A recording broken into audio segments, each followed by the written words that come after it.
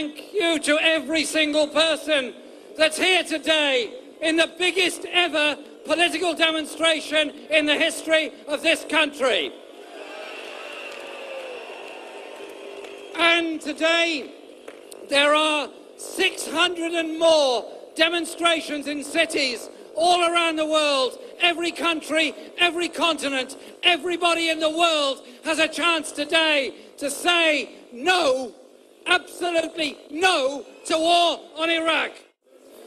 Well, surely the message today in London, in Glasgow, and ordinary people on the streets of this country is this: why are we spending £3.5 billion on a war that nobody wants, when there is an AIDS pandemic sweeping Africa, when a quarter of the world's children die in poverty and starvation, and we say there isn't money sufficient for our own public services?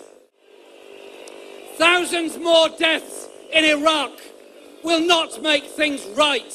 It will set off a spiral of conflict, of hate, of misery, of desperation that will fuel the wars, the conflict, the terrorism, the depression and the misery of future generations.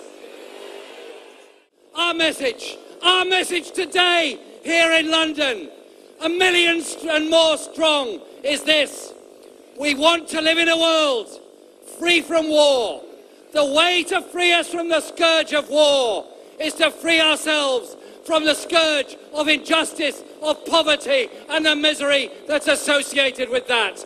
This movement is giving that message to the British government. Stop now or pay a political price. Thank you very much.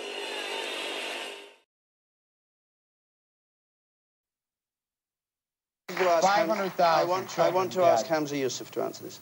Well, I feel, unfortunately, that we're not looking in terms of long-term. We're dealing with a very complicated area, and we're looking at it very simplistically. The Arab world is a world that feels united in the sense that they have an ethnic and linguistic bond. Anything that happens in Iraq affects the entire region. I visited Kuwait 2 years ago, and the Kuwaitis of all the Arabs have been criticized for having a deep love for the American people. I went back about 6 months ago, and I was shocked to see the same people had really felt that they'd been completely betrayed. And I think that that overwhelming feeling that will permeate the Arab world will create much more insecurity in our world and allow for much more opportunity to attack this country. And that's why I personally feel that we can't, there is going to be a straw that breaks the camel's back eventually.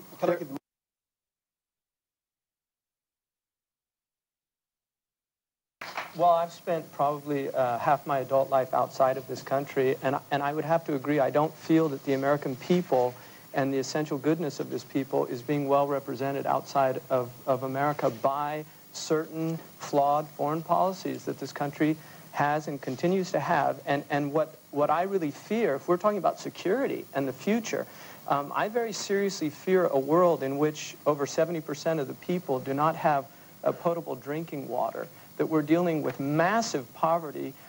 We're looking, if you look just at the Arab world alone, you're dealing with extraordinarily high birth rates and populations that have unemployment of sometimes 25%. Now, we can't, obviously, this country cannot solve all the problems of the world, and I don't think America should do that. But I don't think America should be part of the problems that are existing in the world because of very serious, flawed foreign policies. Having force attached to them to impose them on Iraq? I think it's absolutely necessary for the United States, in order to reestablish some moral credibility in the world, that it needs to work within the constraints of international law. And I think that, unfortunately, what I read today was, in a sense, you need to agree with us or you're irrelevant. In other words, you need to be on board, make this a multilateral war against Iraq, or you're irrelevant. And I think the point made, India has not abided by resolutions about Kashmir, for instance. And so for one state it applies, but for other states it doesn't apply. And I think that's where people around the world feel that there is hypocrisy. And I think if it's established across the board, I think that everybody will breathe a sigh of relief. But when the United Nations is used as a rubber stamp, and the other resolutions that are being ignored by other states are not applied, then this is where... You know, again, I think that we're not looking at the real issue here about a war that is possibly going to happen, and it's very likely. And I feel that that's, for me, the most important issue here, is that more innocent people are going to suffer over something that we really are just saying, you know, he might. And in the last 10 years, he has not. He is setting up his son to be an inheritor. I think he knows very well what the United States can do. The United States can basically create a massive explosion in Iraq, as it has done before, wipe out what's left of their infrastructure. And I just feel that Saddam Hussein, even though there's nobody here that will defend him, I certainly would not defend him. I would like to see him gone.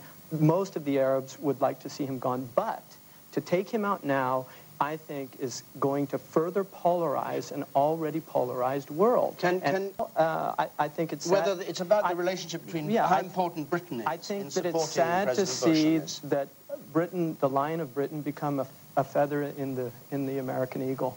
I would like to see Britain be a moral voice once again. Some of the greatest progressive traditions in Western civilization came out of Britain. And I would like to see, because Britain, they are great friends of America, and I feel that it is friends that can give sincere advice. It's not enemies.